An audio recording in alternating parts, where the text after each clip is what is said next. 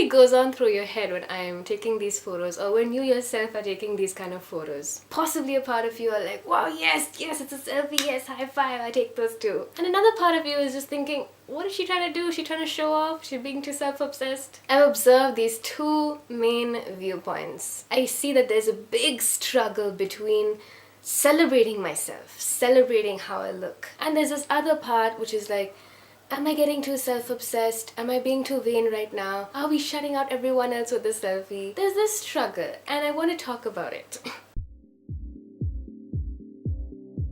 I am not here to defame the selfie. I actually think, and this may surprise you, that from a biblical point of view, it helps us to see and rejoice in how well God has made us. Especially when other people like our photo and say something good about us, it makes us feel so great. And I think that's very beautiful. I really think that's something we can be proud of in this century. That we don't have to sit for hours for someone to paint our face to see how we look or how they think we look, or to get some professional photographer to take our photo in the right way, but we can just experiment for ourselves and see how we look from every different possible angle in every possible expression. But as someone who takes selfies myself, and you can see that on my Instagram, how many selfies I take, I know that there does come a point when you're like, am I doing this too much? Am I taking this too far? Am I rejoicing a little too much in how I look? Because that can lead to pride. So I want to kind of pinpoint the root of that struggle in this video.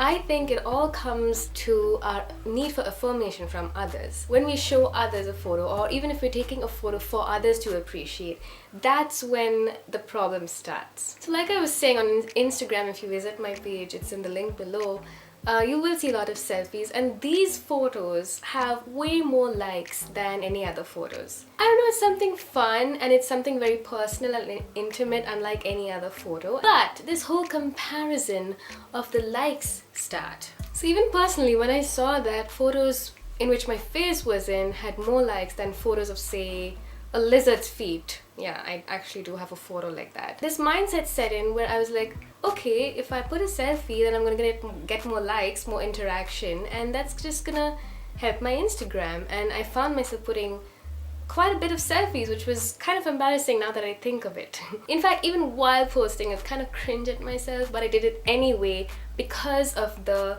approval it got from others. Now, I've mentioned this before in other ways. It is very dangerous to get addicted to the approval of other humans. What if, okay, you put a lot of photos, they get hundreds of likes, and the next day you put a photo which you think is quite good and no one says anything?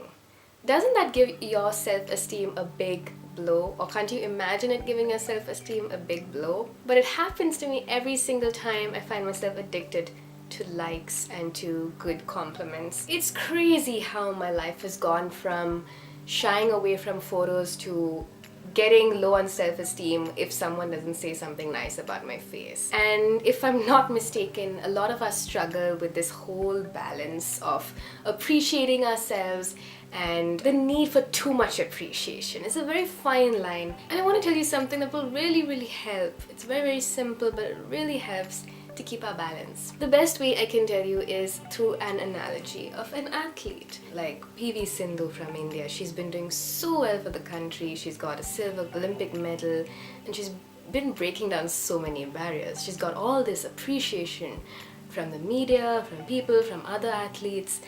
And still, no matter how skillful she is or no matter what she's won, she still has to train every day, especially before a match.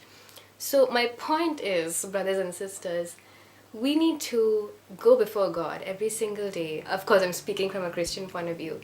But we who are trying to serve God, we need to go before God every single morning or whatever part of the day that is. Spend some time talking to Him, spend some time praying, and we will see that our perspective changes and we'll get to practice humility, because when we go to God, immediately there's this status difference, right? I mean, God is so much more above us that immediately we realize what we are. Yes, we are kings and queens, but there is a king much higher, much more powerful, much more beautiful. I don't know if I can say beautiful, but majestic than any of us humans, no matter how hot, or pretty we are. So as long as we have that reality check with God, everything is gonna be just fine. You're gonna have your head in the place it needs to be. It's not gonna fall off or grow too big. Take all the selfies you want, but make sure you are glorifying God every day in everything you do and say. That's all I wanted to leave with you today. I'm Vihan Damaris on Serious Sundays,